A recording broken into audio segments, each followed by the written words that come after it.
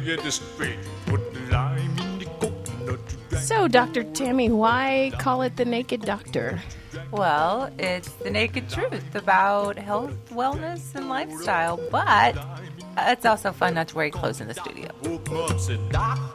Hi, welcome back to The Naked Doctor. This is Dr. Tammy. Hey, and this is Cryssie.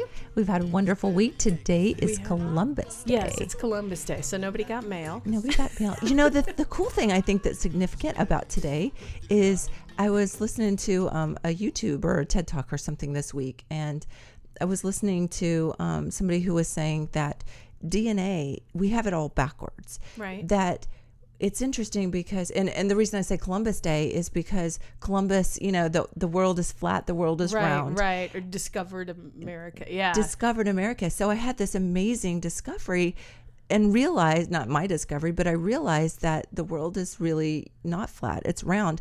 We've always said that DNA is, you know, we use that to kind of be victimized, and we say, well, it's our DNA. It's fixed. It's fixed. Right. But so this guy did an experiment. He was one of the original stem cell guys, and he said that basically when you take a stem cell that has the same DNA, that's just kind of a naked stem cell, and you put it in a petri dish, whatever you feed it depends on what it becomes, muscle. Right. Or if you put it in a different environment, it becomes bone. A different environment becomes a fat cell. And so we've always thought that our DNA dictates what happens, but it's our environment that dictates what happens to the DNA. Yes. So this is fascinating. cool. Yeah, this is huge. It's Bruce Lipton. If anybody wants, Bruce Lipton is fantastic. I love him. He has cool. so many lectures on YouTube, and that guy is absolutely brilliant. And it all has to do with environment and the signals that you're sending to yourself. Oh, it's huge. Fantastic stuff. Oh, he also said, which was really cool this week that I was listening to, was that we thought we only used 10% of the brain because the original research showed that 10% of our brain is neurons. Right.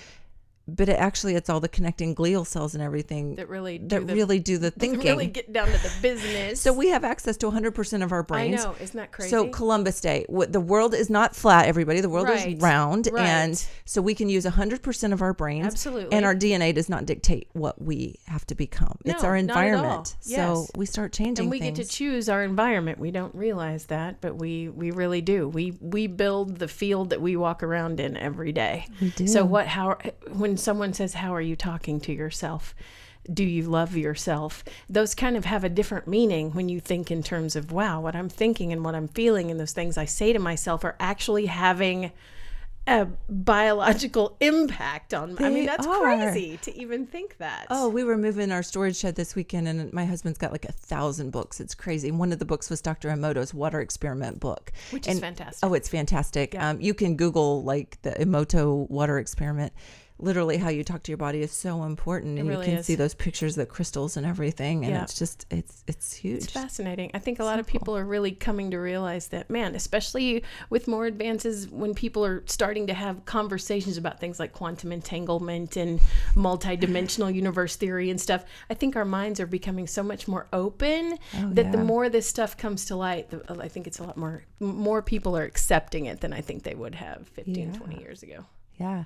I'm really excited about our guest this week, Tana Amen. She is the wife of kind of world famous Dr. Amen from the Amen clinics. Right.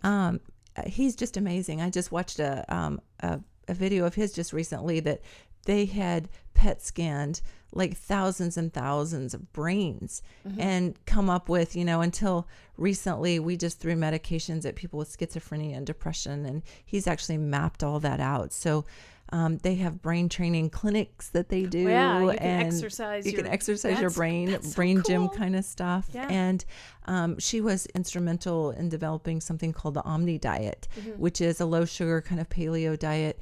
And she has a young child. So some of our conversations, I've done an interview with her before, and it was a really good interview.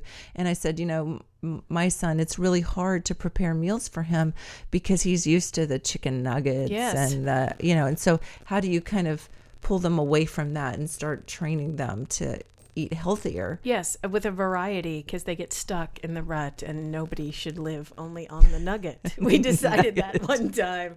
You cannot live only on the nugget. You cannot. Oh, we talked about that before. Chicken McNugget sitting on the porch is going to look the same like a year from now. The one that my daughter found in the car seat, and I looked back and thought, wow, it's been a while since, oh my God.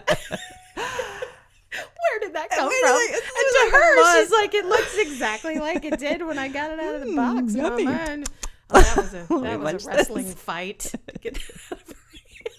At least you haven't pulled it out of her mouth. Oh, yuck. Yay, Mommy. Yeah.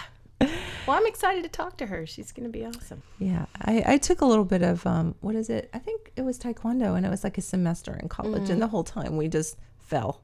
Yeah. They teach you how to fall down. First, we're going to teach you how to fall down. And if you never get past that point, let me tell you something. I'm really good at falling down. Really good at falling down. Here, come at me. I'll show you how good I am at falling down. Go ahead and knock me down.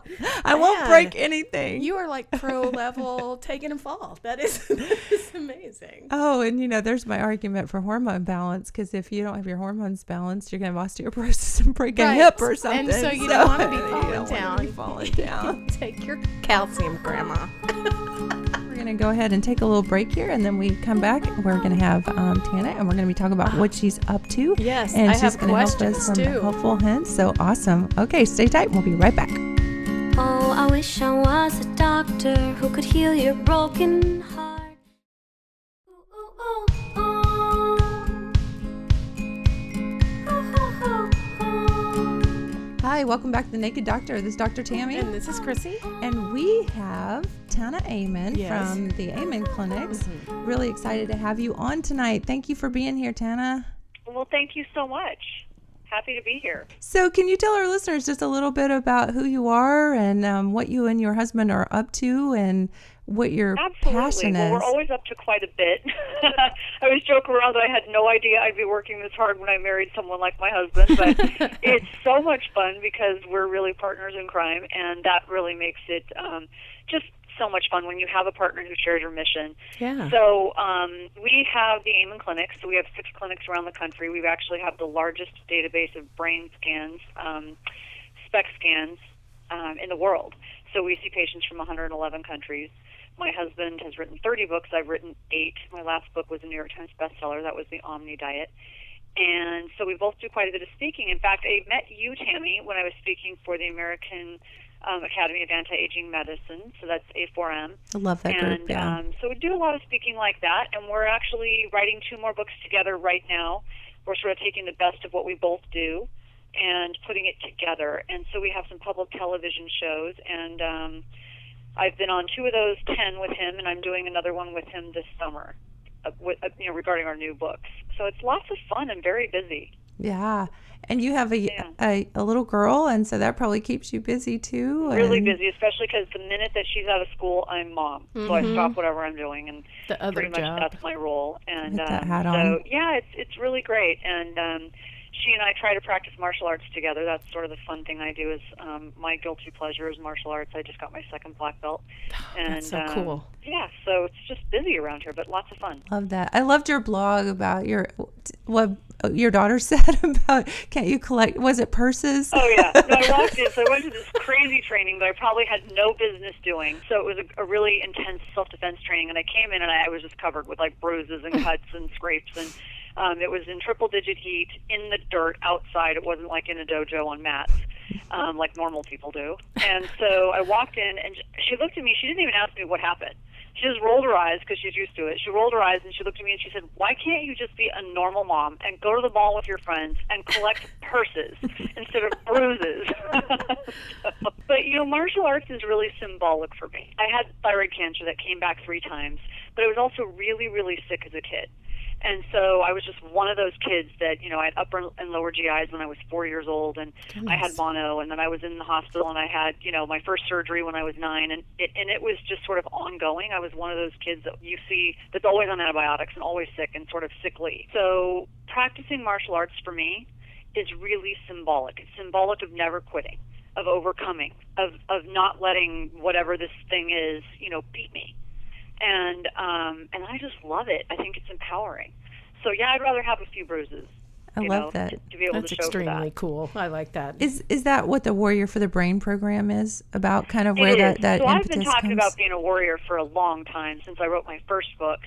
And, of course, the publishers were like, no, it's too hard. Women won't relate to it. I'm like, are you kidding me? Do you know how much women have been through? They need some empowerment. And I got sort of shot down on it, but it leaks no matter when I'm talking. So I finally just came to the conclusion, and my husband really likes it. So even though he does not practice martial arts, he's probably one of the most peace-loving people I know. We're extreme opposites. He just loves the message. And so that's really what we're going after, is this Brain Warrior's way. And it's really the idea that you're really sort of in a war for your health, for the health of your brain and your body. Everywhere you go, someone's trying to, shove bad food down your throat, and you don't even know it, or pour toxic thoughts into your head. You turn on the TV, and there it is. And so if you're not a warrior, if you're not paying attention, and you're not, training, so to speak, then, you're going to be in trouble. And so that's really the message, is like, we're going to give you the tools. We're going to give you the training to overcome these, what we call weapons of mass destruction and agents of mass destruction, and unveil what's going on. Yeah, I was just talking to Cryssie when we were doing our intro a while ago, that I was listening to Bruce Lipton, and it was interesting because he was one of the original people that looked at stem cells, and we have it backwards. We think that our DNA dictates our disease processes and what we're going to become, but it's our environment that tells our DNA what to do, because stem cells are clueless until they're in the environment that we introduce them to. So, isn't that crazy? It's significant that this is Columbus Day, because the world is not flat, folks. The world is round, and your DNA is influenced by your environment. Yeah. So, right, and we want to create a little anxiety and guilt for people when we tell them it's not about you, it's about generations of you. So what you eat, how you live your life, the environment you surround yourself with is not just affecting you. It'd be fine if you were just selfish and you just wanted to do that and it was all about you, but it's not. It's affecting your kids, your grandkids, and even your great-grandkids. Absolutely. So, there's a guilt trip for you, but, it's okay, because it'll get people to think.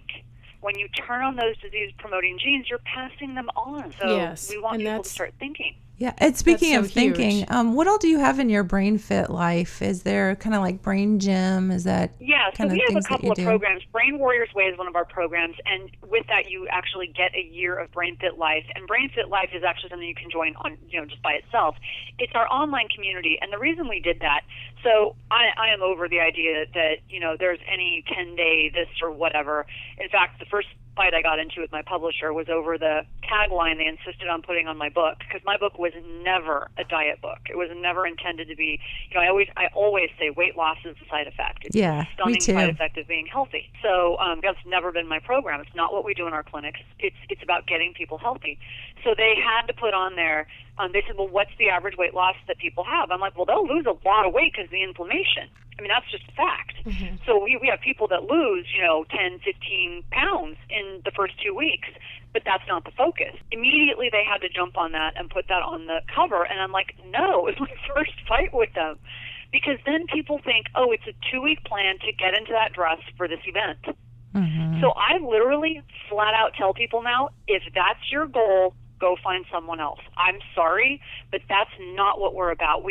Because then what happens is you're ruining your metabolism, you're making yourself sicker, and you're going to go tell people that we failed. Exactly. And that's just not what we're about. Yeah, but so we're that's about a brave teaching thing you how to do this and be healthy for the rest of your life, and that's why we created the community, because your tribe matters. In fact, it's so important that the people you hang out with determine your longevity. They determine your happiness. They determine whether you're obese or you're ill. And so we created a community where we could help you plant this in your life, because it takes a while to really, it's okay when you fail. It's okay when you make mistakes.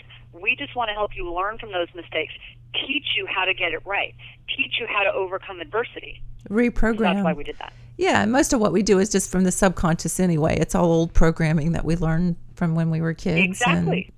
So when people are like, oh, I can't do this, it's too hard. Good, so what? I mean, in martial arts, I get knocked on my butt all the time. So what? The only difference between a winner and a loser is that the winner always gets up one more time. We fall just as much as everybody else. But we get up. That's it. I did one of those Tony Robbins things where I broke a board with my hand, and I actually hesitated, and I broke my hand.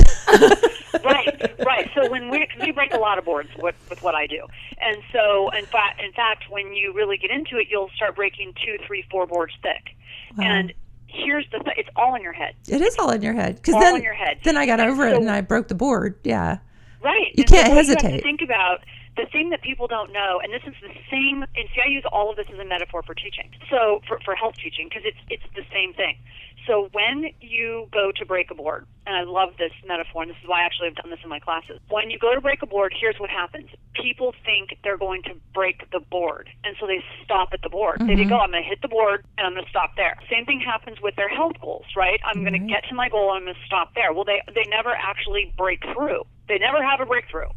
They always stop right there, and in your case, break a hand, or I fall short, or I fail. Does that make sense? But if you focus on not the board, you focus on going through the wall behind you, through the person, through the wall behind you. Your goal is not that board. Your goal is to go through the wall behind you. You're going to have a breakthrough. And so the board is insignificant. Wow, and so, and you actually, if anything, you're visualizing on that board is just like, it's like dust in your way. Wow. To what you're actually trying to achieve. And then the next thing you know, it's like, so when we can apply that metaphor to people's their health rules in their life, they don't realize the blocks they put up to actually achieving their goals. Arguing for so many limitations too. Well, I can't change that. It's too expensive to eat healthy and all those kinds of things. How do you? And they don't think about how expensive it is to be sick. Yeah. So I've been sick. I had to file for bankruptcy when I was young, had to drop out of college, didn't get to go to medical school, which is what I really wanted to do. I mean, I don't even, you're a doctor, you see people come in whose children are sick. What does that cost? Oh, and what does it cost you in time and energy? Feeling like crap.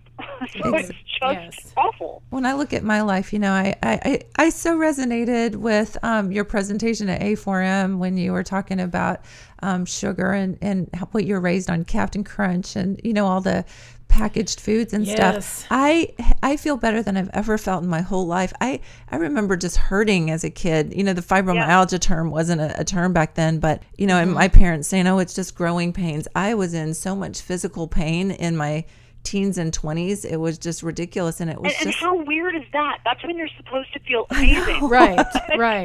I know. Like, what's wrong with this picture? Yeah, and just cleaning up your diet just a little bit. People think, "Oh, this is going to be so hard."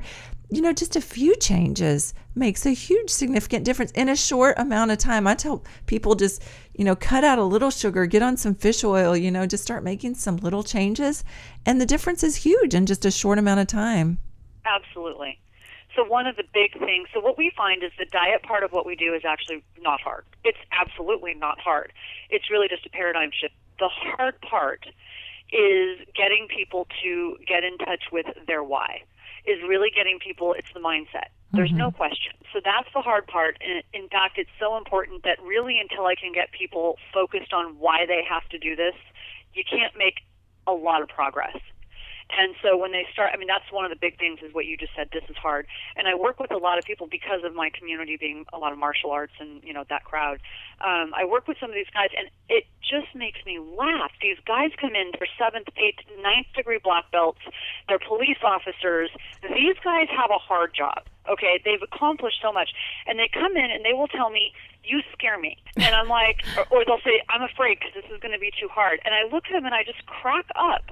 I'm like, "I'm sorry, hold on." Getting a 7th or 8th or 9th degree black belt, that's hard. Being a SWAT officer, that's hard. Going through medical school, that's hard. Having cancer, that's really hard. Having heart disease, that's really hard. Doing what I'm going to help you do is not hard. Yeah. Like it's amazing where people let their minds go. It's just having a plan and changing your mindset and getting in touch with the why. And that's why we spend so much time on getting your tribe right, getting your mind right, getting your focus right, and breaking through those barriers. Well, we have so much marketing out there that's marketing billion-dollar messages that we have determined often go, it's so hard. It's so hard. Like that's really sometimes the thing that they say over and over again is telling you how hard it's going to be to do this. Get this pill because otherwise it's hard. That their whole job is to create foods that you're addicted to. I'm not kidding. Like that's their job. Yeah, and that the is food true. companies pay billions of dollars to, this is a real word, real term, stomach share. They pay billions of dollars to win over stomach share because the more stomach share they have, the more real estate they dominate in grocery stores. And guess which shelves are the most dominated in grocery stores, are the most valuable? It's the lower third. Why? Because your kids can grab those That's foods the ones and have that are... So they're targeting your kids. Wow. And to me, that's infuriating because when, just like you said, a clown with $1 billion bankroll can march into my living room at any given time? No, I don't think so. There's something wrong with that. It's all backwards, and we've got to take control again. We have to be in control of how we raise our kids and the messaging that they get, and know that it's a healthy message, and not just blindly, like sheep, follow the other sheep off a cliff. Sheep are stupid. So, we're trying to train people to be sheepdogs. There's wolves, there's sheep, and there's sheepdogs. It was made really popular in the movie American Sniper, but it was actually something I read in a book many, many years ago in self-defense. Lieutenant Dave Grossman actually made that popular in his book on combat. But it's really important because sheep actually don't like sheepdogs, even though they're there to protect them. A sheep won't actually follow a sheepdog because they've got the same pointy teeth and the same bark and the same howl as a wolf. They're afraid of them. But the sheepdog won't hurt the sheep, but they have to get behind him and push him. And I thought that was so fascinating. I'm like, gosh, that's exactly what it feels like sometimes with the people we're helping. They won't follow, you have to push them, until they really get it. Lead them from behind sometimes. Yeah. Lead you from Hey, behind. Tana, they're saying it's time for a little commercial break. We're going to take a little break and come back, and really want to get your take on artificial sweeteners. There's so much confusion out there about that. You ready to talk about that a little bit? Sure. Awesome. Okay, we're going to take a little break, and we'll be right back. So restless again. I don't think I'm well. I don't learn my lessons.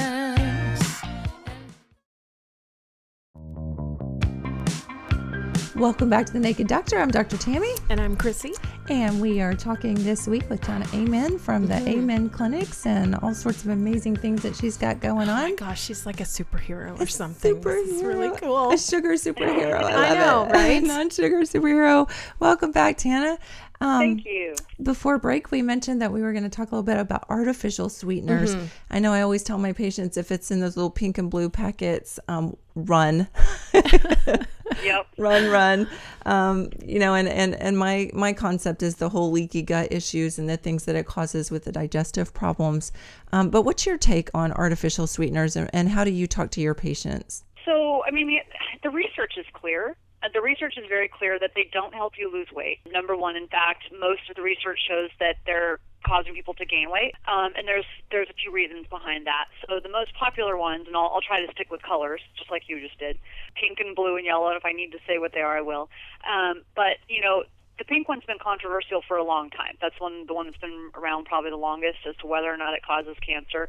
And it's so controversial, it's like we decided, well, let's not use that. So we went to this new blue one, which is in everything now. And that one, aspartame is what's in that. And aspartame is one of the substances that is actually the most, it's the substance that the FDA gets the most calls and complaints about. 85% actually. So foods that contain aspartame is what they get the most calls and complaints about. It's very interesting. And so joint pain, arthritis, but then really serious things like MS type symptoms or I definitely get headaches seizures. from it. Yeah. It's miserable for me.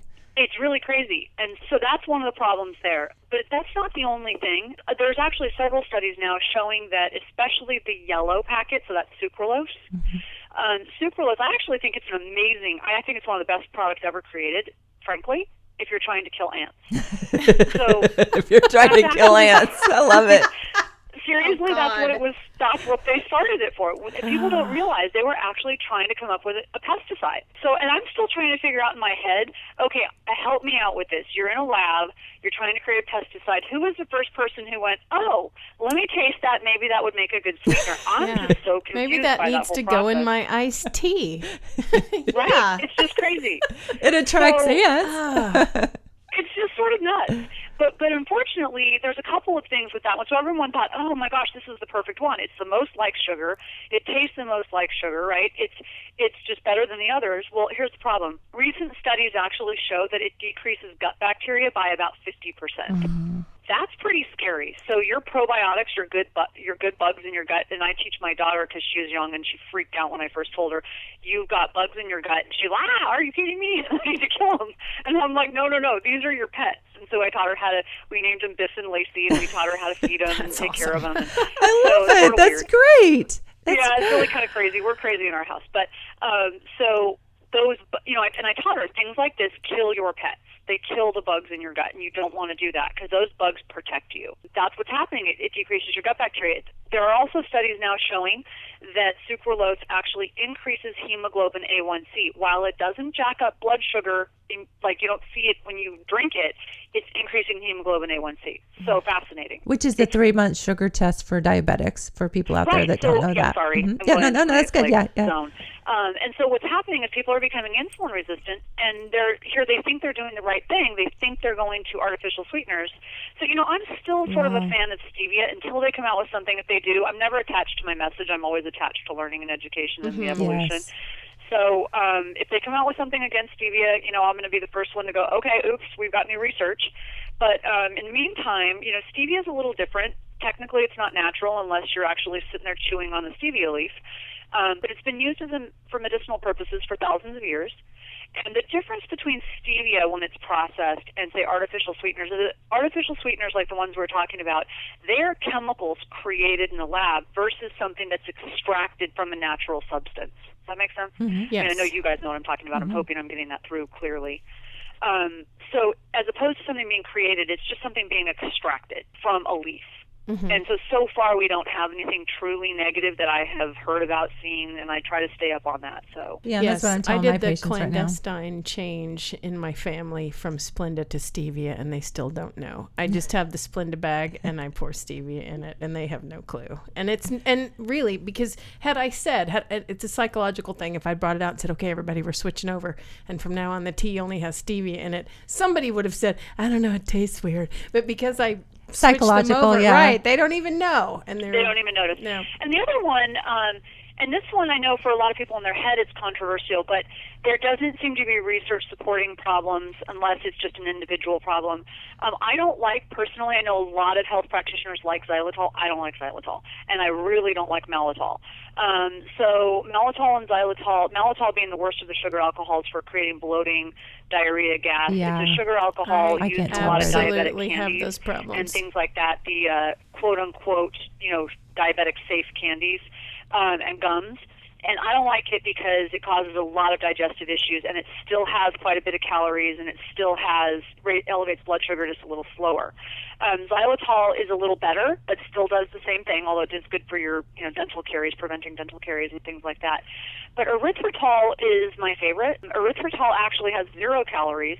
It does not elevate blood sugar at all, and it's digested differently. So it's digested in the small intestine instead of the large intestine. So very few people notice any sort of GI distress from it. I'm not familiar with that. People who have irritable bowel and things like that don't typically see a problem with erythritol. Downside, it tastes just like sugar. It looks like sugar. Downside with it, it's very expensive. Oh. So, yeah, that tends to be the problem. So I tell people they don't know where to buy it. You can get it online if you can't get it in your local stores. Just get it from Amazon. The downside is it's pricey. So I'm hoping that as it becomes more popular, that will go away. But you can buy it in little travel packets just like, the artificial sweeteners. How's that spelled? Do you know right offhand? Is it like ER, erythritol?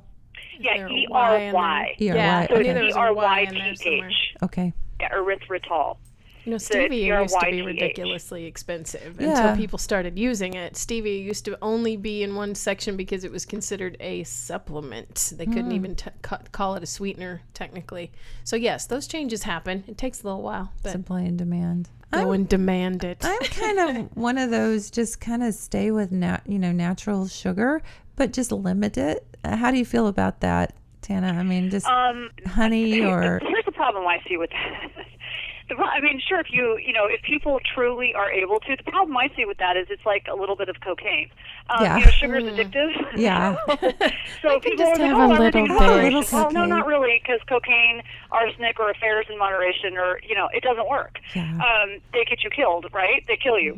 So the problem with that, for if someone's sugar addiction is truly beaten, if they aren't insulin resistant, if they're not really sensitive to sugar, I tell people use a little bit of raw honey. Sure, absolutely. Usually once we've got them under control. The big problem that we see is that giving people that green light, if you don't give them very specific guidelines, the next thing you know, they're just right back to where they were because it's so addictive. But for somebody who is, once we've got them out of that red zone, then we start adding a little bit back in, but it has to be very small amounts not to trigger that addiction again. And you have that in your book, The Omni Diet, don't you? Those zones. Exactly. It's been a while since I bought that book and read it. Probably good 6 months or so. I thought I remembered the zones in there, so that's helpful. Yeah, absolutely. And you've worked with people all over the place. I thought it was really interesting when you were talking about even working with prisoners, because those are people who are eating institutional food and they are really restricted and really limited in their and just thinking. the environment. I mean, the energy that's got can't even imagine. That population, they're such a fascinating group to work with. That was actually so rewarding. But see, and they actually really got it. It was so interesting. So we had so much trouble getting some of the actually administration of some of these places to buy in. But the actual people, the population that I was working with, which were pretty intense, where I was working, they were actually court ordered to be there. And what was so fascinating about working with them, when they got it, they got it. They totally resisted initially, obviously, because they're coming off of some pretty serious drugs. And the next thing you know, they're going to comfort food, which makes sense because it triggers the same part of the brain, the nucleus accumbens, which is the pleasure center in the brain. So when you do cocaine, morphine, things like that, it triggers this part of the brain called the nucleus accumbens. It's your pleasure center. Well, guess what? Sugar triggers the same part of the brain. And when you trigger that part of the brain, it's the addiction center, it causes you to make bad decisions. So you're keeping that addictive center activated. You're more likely to make really bad decisions. And these guys are supposed to be making good decisions. Wow. That's so when we significant. showed them that, they were like, oh my gosh, you mean if I really go out and binge on this or that or the other, like I'm going to be weaker when it comes to making decisions? Yes. Wow. So it was really, they just got it. And that so applies to us in our normal lives, because you think about as just being a mom, and like if I am stressed or I'm, and our kids are just mirrors of us with their stress, and we think our kids have bad behaviors, and we think, well, maybe the kid's eating too much sugar, but maybe it's because mom's eating too much sugar, Absolutely. And we're making bad decisions and we're kind of fussing at them, or our energy's a little off and we're irritable, and then the kids' we are not behavior setting ourselves is up for success. We're with not, that, are we? We're really not. Oh, absolutely. It's all on the and continuum. I see these kids, and I know, I get it because I'm so busy, and you have to plan ahead. I mean, I get it, but because as busy as we are. But I'm taking my daughter to school, and I see all these parents running into the grocery store across the street from the school, and they're walking out with donuts and bagels and muffins, and I'm like, oh my gosh, that poor kid. Kids can't focus, and then we wonder why ADD is going through the roof, or ADD symptoms, and we're diagnosing them all with ADD. And in our clinics, nutrition is the first cornerstone. It's the first thing we do. And so that's why we get away with, such natural treatment for so many of our patients. Do we use medicine? Absolutely. When it's necessary, it's like withholding glasses for someone. But so much of the time, we're able to not use it or use much less of it. And one of the big things we tell parents is no simple carbs for breakfast. And it's so funny. I've never really had to tell my daughter that. She's getting older. She pushes back on different things with her diet, and I actually let her at this age. People are surprised because I need her to start listening to her own internal voice. She's got the information now. I don't want it to be me pushing her. I want her to do it. But the one thing she always says to me, I have to eat protein for breakfast. Like she won't even eat oatmeal or quinoa for breakfast. For her, it has to be like dinner for breakfast. She's got to have protein. It's got to be eggs or meat or, something like that. She eats salmon all the time for breakfast. I'm like, that's the weirdest kid I've ever seen in my life. She wants sushi for breakfast. But she knows. She's like, Mom, I don't feel right. I can't focus. I can't concentrate. I feel foggy, and I don't do well on tests. Oh, I'm totally that way, tell too. Her that. I'm like, if I could just get you to walk up on the stage for one of my classes and tell people that, explain what you just said, she knows because she's used to listening to her body. She's been taught to listen to her body. Which is a skill, as I'm learning. We were having a conversation here, and I personally made a choice a few weeks back that I needed to stop being so hard on myself, and instead of making a grand plan of how I needed to lose this much weight in this amount of time, to say, okay, let's just relax here. I'm just going to listen to my body. And that is not something that has come easily for me the last 2 weeks. No, because especially those of us who are taught, we're achievers. Yes. We work hard, we're achievers, and women are perfectionists. To your point, that is why we tell people we are not going to focus. Well, it's not that people come to us for weight loss. Okay, we're going to help you lose weight. But the focus can't be the weight loss. It's got to be on getting everything else right. Mm-hmm. Yes. And we need absolutely. you to lose the thought of perfectionism. I mean, I'm not kidding. But the perfectionism is a really huge piece that's difficult for me to let go. And so it can't, again, this has to be something that a lot of people get hung up on. Well, especially women. I mean, we're just taught that. I agree with you. And one of the things I teach people, because I'm a recovering perfectionist, and it's so hard. I mean, it's, once you're a recovering perfectionist, you always struggle with it. But I always tell all of our patients, it's like perfectionism, the way I see it with the way I work with people, it's really an excuse to fail. Because what happens is they try to do it, they can never do it perfect because it's not possible. They can never do it perfectly. When they can't do it perfectly, it's like, oh, see, here we go again. I always do this. I always fail. Yes. I hear it all the time. Sabotage. And since I can't do it perfectly, I'm going to pick up my toys and go home. Mm-hmm. Sabotage We ourselves. see it all the time. Well, it's almost So we're like like, no, you don't get to pick up your toys and go home. There's you no failing. There's no get to perfection. keep You get to because just that stay in usually is sandbox the and work it point. out. That usually is the break point. That's the give up point where you're like, oh my God, you know what? I've been doing so good for so long, and then you say, forget it, I'm going to get a cupcake. And then at that nobody point, wants to because you fail. realize that you're like, oh, I wrecked it. It's all gone. Yeah, it's a good Nobody wants excuse. to fail. So if we just remove failure from the equation and go, look, there's no failing, but you have to stay here and work it out. So what? They're saying Just get up. it's time for a little commercial break. We're going to take a little commercial break, Tana, and we'll be right back, and we're going to continue this conversation. Doctor, my eyes have seen the years and the slow parade of fears without crying. Now I want to understand.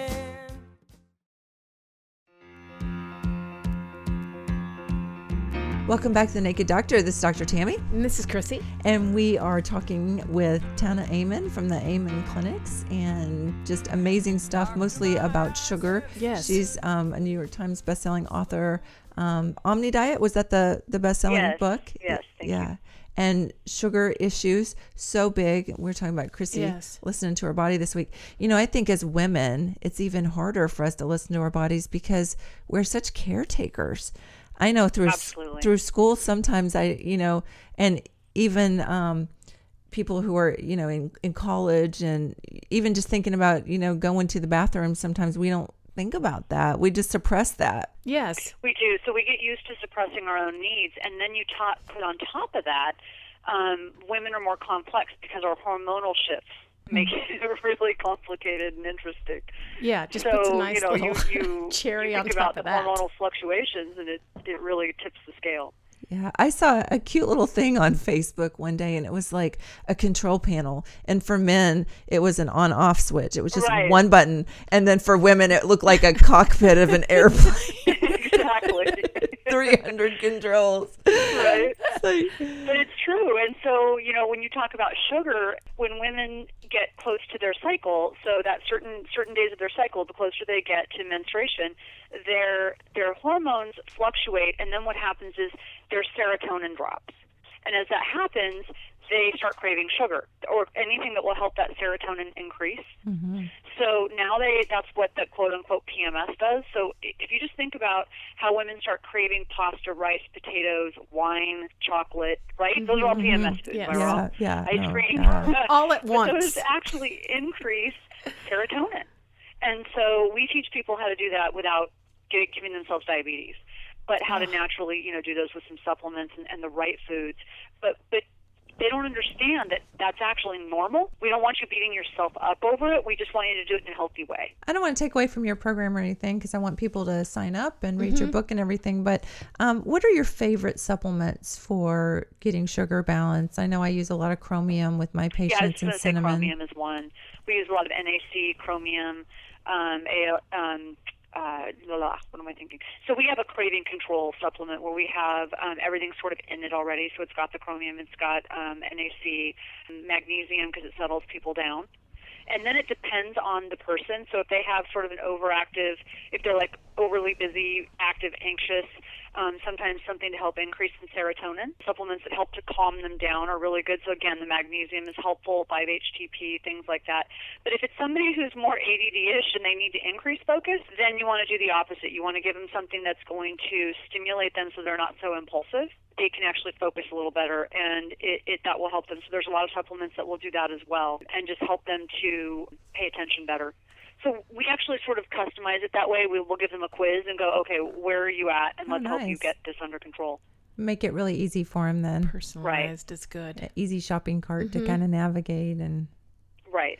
you know, and a lot of times people get overwhelmed. I know I've got a couple of supplements that I've put together, like my metabolic pack that's got like the chromium and magnesium and iodine and stuff like that in it, because I want to make it easy. And people are like, wow, that's kind of pricey. But, you know, what I tell them is if you went out and bought each one of those quality ingredients, you might spend, you know, $50, $60 for each one of those ingredients. And then when someone has so intelligently put them together for you in a way that makes sense and they're well absorbed, I'm sure, you know, your supplements are the same way, that people might not see the value when they look at the price tag, but if they actually went out and tried to buy all those ingredients separately, no question. Yeah, and I'm glad you brought that up. And the other issue is people always call us and say, well, I'm scared to buy supplements because of the quality control issue, and I don't want to get something, you know, out of China that is not good quality. And so, you know, here we spend all this time doing that, and yeah, it does cost some money to put that quality into a product. It's not outrageous, but it is definitely pricier to get a really good, high-quality, say, fish oil, or, you know, that doesn't have the mercury in it, that's been refined. So we want to make sure that our patients are getting that, and I'm sure you do too. Mm-hmm. And so you want to make sure that patients understand, okay, well, you're calling us, so I'm a little bit biased. Yeah. You know, there's a reason we go, you know, we do what we do. So. And you have research to back that up. This isn't just some famous guy putting his face on a bottle of vitamins. Yeah, going, that happens all the time. Yes, yeah, all the time. I loved all that research. That I think it was a TED Talk or a YouTube video. I don't remember, but your husband was actually talking about the brain scans, and we actually specifically have double-blind, placebo-controlled studies on our supplements, so on our vitamins. That's pretty cool. Yeah, that's wonderful, because one of the biggest issues that comes up is, who do you trust? Because one day you hear this, the next day you hear that, the quality control issues. And so, and the problem is people will go out, I think, the general public, and they just buy cheap stuff from Walmart or Walgreens, and they're like, oh, that didn't do anything for me. So then it was 97 cents. Yeah. I don't know how you would expect. You're probably eating little capsules of chalk. Right, and so they don't understand that even the delivery system makes a difference. Yes. That takes a lot of education to get people to understand that. It does. And I think people are more open, and they're coming around to, we're just kind of hopefully a new generation of getting away from doctors. And, you know, with all this stuff with Obamacare, we're going to be forced more toward prevention.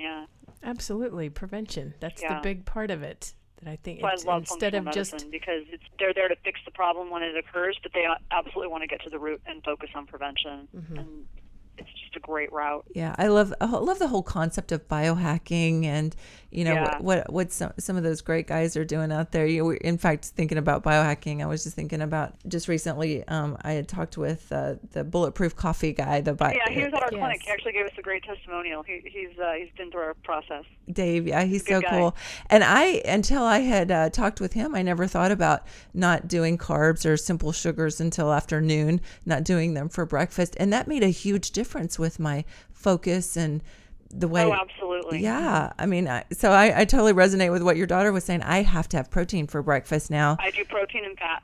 Yeah. So probably 11 or 12. Can't even think about sugar, and yet most people run out and get that bagel and that donut, and that's what breakfast is, the breakfast of champions. Because, you know, they're crashing by 10:30. They're miserable by then. And your productivity, and then you wonder why, you know, you kind of have these dead end jobs, and why you're making these bad decisions. So much 5-hour energy. Well, they just can't wait until the clock, you know, strikes 5, and they just want to check out. Mm-hmm. So instead of being passionate and excited about what they're doing. So what do you think in terms of how people can contact you, and what's the best way? The amenclinics.com, is that the web URL, or what's the absolutely. best? So, my Facebook page is Tana Amen BSNRN. So awesome. BSN. Everybody's on Facebook. Our web page, Amen Clinics, and then we have a lifestyle tab. So the lifestyle page is my page. So it's amenlifestyle.com. Great. Is my website, and we have so many cool programs. Like you actually mentioned our Brain Fit Life community, but we've got a Brain Warriors Way program. So a lot of people will ask, well, does your husband take patients, and do you guys see individual people? And the truth is, with what we're doing, we don't really see individual people, but what we do instead is we create programs like the Brain Warriors Way, where we actually guide you through a program on getting your life under control, and the community is part of it. And we do monthly calls. So they're group calls, but we answer all your questions, and the groups are pretty small. They're not huge, and so it's a way that we personally touch people, and it's not outrageous. It's less than the cost of one of our doctor visits. I and saw it's a that. year-long program. And really affordable. Yeah, I mean that's Yeah. crazy. And you think about what you're spending on donuts for breakfast. Right. It's definitely Right. And that gives you a year access to get all those questions answered, get it ironed out, that kind of. great. Thank you so much for being our guest this week. been really fun. As usual, you are just amazing and fabulous, and just a real joy to talk to. I hope everybody reaches out. Our Facebook page, Naked Doctor Show, Yes. and our website, nakeddoctorshow.com. So please give us your questions, comments, We want to and hear from people. if you have any questions for Tana, we'll forward them to her. Yes. And just really creating a community of people who are becoming really aware of what they're putting in their bodies, their Yes, environment, what they're and thinking. Absolutely. changing. So great week. Thanks so much again, Tana, for being here. Hope you'll come back real Thank soon. you. It was so much So fun. nice to All talk right. to you. All right, everyone, have a blessed week, and we'll see you back here Be next good to week yourself. on the Naked Doctor Show. Yes. Now she called the doctor, woke him up and said, Doctor, ain't there nothing I can take? I said, Doctor, to relieve this bellyache. I said, Doctor, ain't there nothing I can take? I said, Doctor, to relieve this bellyache. Now let me get this